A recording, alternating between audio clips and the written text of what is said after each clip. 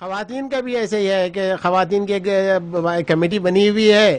وہ خواتین کی کمیٹی کے جو خواتین ہیں وہ خود شریعت کے اصول سے واقف نہیں ہیں, اور اس میں کوئی ایسی عالمہ ہے نہیں جو ان کو سمجھا سکے یا بتا سکے, اور نہ وہ سیکھنے کی کوشش کرتے ہیں.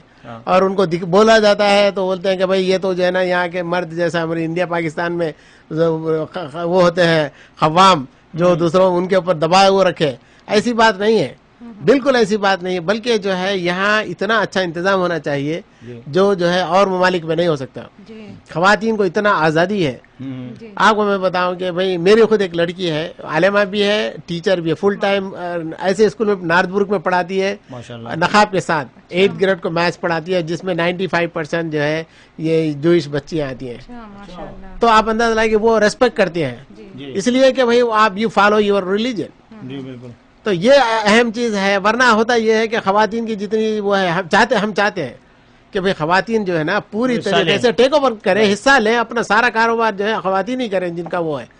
مگر ہوتا یہ ہے کہ ان کو لا کے یہاں بٹھا دیا جاتا ہے دوسری جگہ جہاں کہ جو ہے ان کا وہ مطلب منصب نہیں ہے, اور وہاں وہ بیٹھ کے کر سکیں گی.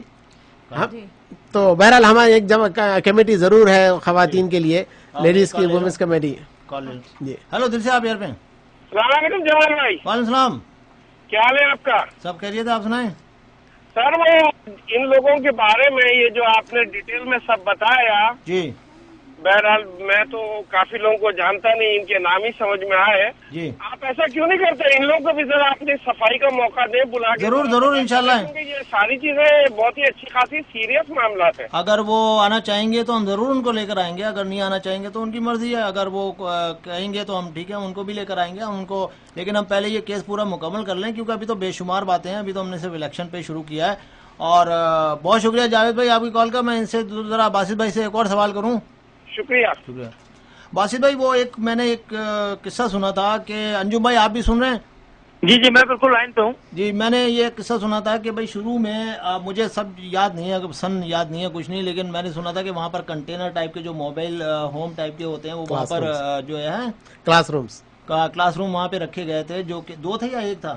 2-3 تھے. اور میں نے سنا تھا کہ ان کی قیمت میں خیال ہے $3,000-4,000 ہوگی اگر اس کو خریدا جائے. جی. اور تقریباً 4 سال یا 5 سال 4 سال تک ان کا $4,000 کرایہ دیا جاتا رہا. رینٹ کس کو دیا جاتا رہا یہ نہیں پتا چلا کچھ, مطلب کوئی ایسی بات تھی نا. جی اصل میں جو ہے نا یہ کنٹینر جو ہے چھوٹا سا کلاس روم ہے جو موبائل ٹائپ کا ہوتا ہے. جی اگر خرید لیا جائے, بلکہ ہمارے ایک دوست ہیں وہ سٹی میں کام کرتے ہیں, وہ تو کہنے لگے کہ میں یہ آپ کو فری میں بھی دلا سکتا ہوں, آپ کو خریدنا بھی نہیں پڑے گا. جی تو ایسے اس کا جو ہے نا ہر مہینے کو جو ہے $2,000 $4,000 جو ہے اس کا کرایہ دیا گیا, اور اتنے سال دیا گیا. اتنے میں تو کئی خریدے جا سکتے تھے. لیکن دیا کس کو گیا انجم بھائی, آپ کچھ روشنی ڈالیں گے اس پہ؟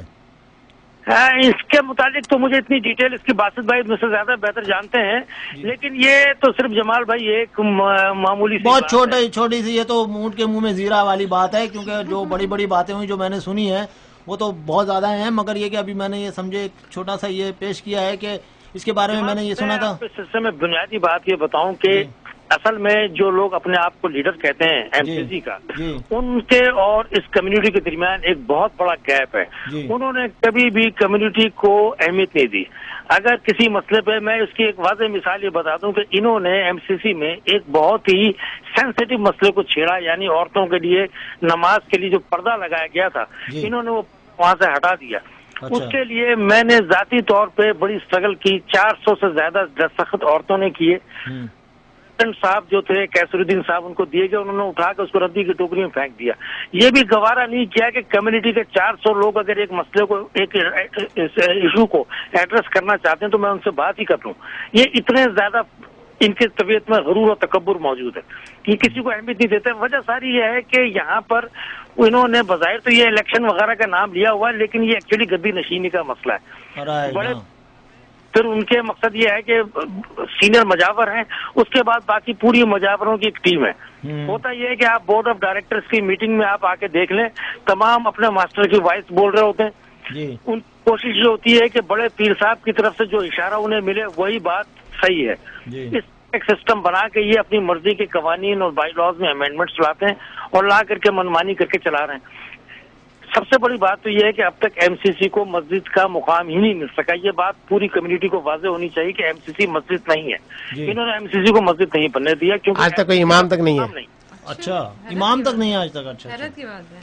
हाँ, एक इमाम को इन्होंने, माफ करना हमारे अंजुम साहब, वो शेख जिदान के बारे में बताइए कि जिस वक्त आप चेयरमैन थे उसके स्पेशल इवेंट के, तो शेख जिदान साहब को किसने एमसीसी में इंट्रोड्यूस किया? हाँ, मैं मकसद ये है कि मेरी बड़ी कोशिश थी, जब मुझे चेयरमैन बनाया गया तो मैंने डॉक्टर साहब को यही कहा कि साहब बात ये है कि रमजान के महीने में इफ्तार और सहर वगैरह तो हो जाएगी, लेकिन दीनी तौर पे तो कोई तालीम और तरबियत का निज़ाम नहीं है। तो शेख ज़िदान से काफ़ी हद तक राब्ता किया गया, उन्हें मैंने बहुत ज्यादा वो किया, दबाव डाला, वो बेचारे आ गए और आकर के रमजान का महीना यहाँ उन्होंने हमारे साथ गुजारा। उनके आने से एक ऐसी तब्दीली आई कि जितने भी कॉलेजेस यूनिवर्सिटीज के स्टूडेंट्स थे वो बहुत बड़ी तादाद में एमसीसी में आने लगे और पूरा रमजान का महीना उन्होंने यहाँ पर गुजारा, यहाँ पर एहतिकाफ की एक बहुत बड़ी तादाद में लोगों ने किया। कुरान पाक जो क़यामुल लैल का उन्होंने एहतमाम करवाया, तमाम चीजें हुई। उसके बाद उन्हें इमाम रखवाने की कोशिश की गई, बड़ी कोशिशों के बाद, जिद्दोजहद के बाद रखा तो गया, लेकिन उसके बाद पूरी कोशिश की गई कि वो जल्द से चले जाएं यहाँ पर, क्योंकि ये इसे एक मस्जिद नहीं बनाना चाहते। वजह यह है कि बोर्ड ऑफ, देखें मस्जिद तो एक पूरा उसके कवानीन अल्लाह और उसके रसूल के वजह किए हुए हैं, उसमें ना हम और आप कोई भी चेंजेस नहीं कर सकता। लेकिन यहाँ एमसीसी तो ये मेन मेड असूलों से चल रही है। एमसीसी के जो बोर्ड के कवानीन है वो तो रॉबर्ट रूल्स के तहत हैं, यहाँ पर क्या शरीयत का दखल और क्या। लेकिन जब भी कोई ऐसी बात आती है तो उनके हिमायती ये कहते हैं जी एमसीसी के खिलाफ साजिश हो रही है और एमसीसी और मुसलमानों के खिलाफ ये हो रहा है। अरे भाई, पहले मुसलमान अपने आप अपने गिरेबान में तो झांक के देखें कि क्या वो इस्लाम के साथ इंसाफ कर रहे हैं, क्या वो इस्लाम के मुताबिक जिंदगी गुजार रहे हैं, क्या इस्लाम के मुताबिक इस इदारे का काम कर रहे हैं। यहाँ तो ये सब जाती मामलात हैं, लोगों ने अपनी जात के फवाइद के लिए इसको अपना अड्डा बनाया हुआ है। बहुत से लोगों ने अपनी होम सिकनेस दूर करने के लिए इस जगह को अपने लिए बनाया हुआ है। यहाँ से आप मुझे बता दें कितने स्टूडेंट्स को स्कॉलरशिप दी गई, कितने लोगों को एजुकेटेड करके भेजा गया। मैं जिस नेबरहुड में रहता हूँ एमसीसी के करीब में, वहाँ पर बहुत से लोग माँ बाप ऐसे हैं जो कैब ड्राइवर्स हैं जो कि अपने बच्चों को होमवर्क घर पे नहीं करा सकते हैं। क्या एमसीसी ने आज तक एहतमाम किया कम्युनिटी सर्विस के एतबार से कि उनके बच्चों को होमवर्क करवाने के लिए कम्युनिटी के पढ़े लिखे लोगों को इनवाइट करके एक काम शुरू करवाया गया। हम ये चाहते थे कि औरतों और मर्दों हर उम्र के बालिग और बच्चों को हर एक को कुरान की तालीम दी जाए। क्या ऐसा मदरसा बनाया गया? नहीं, वो तो जबकि सबसे पुरानी ये समझे ऑर्गेनाइजेशन है एमसीसी, और इसके बाद जो मदर ऑर्गेनाइजेशन क्लेम करते हैं, राइट, और इसके बाद जो बनी है उन्होंने माशाल्लाह एमसीसी से बहुत ज्यादा बढ़ के काम किए हैं और ये अभी तक वहीं अपनी जगह पर हैं। बल्कि आपको और एक बात बताऊं अंजुम साहब, हम जो है संडे स्कूल में तकरीबन 5-6 साल मैंने एमईसी में पढ़ाया है।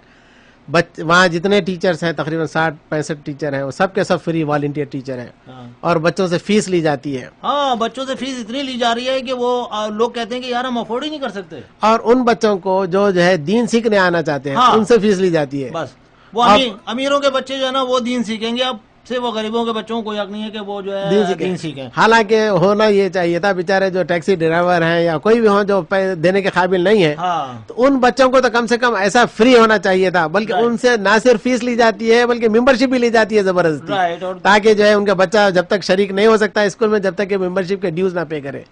ये कॉल इन्होंने, हेलो दिल से आप यार पे किसी स्कूल का बात कर रहा हूँ। एक मिनट अंजुम भाई एक मिनट जी, बोलिए आरिफ भाई। हाँ जमाल भाई, ये सारे इनके शफात सुन के बड़ा ताज्जुब और बड़ा अफसोस हुआ कि जो जिन लोगों का मकसद इस्लाम की खिदमत था वो इस्लाम का नाम लेके किस कदर अब्यूज कर रहे हैं। और मुझे बहुत ही ज्यादा सदमा हुआ।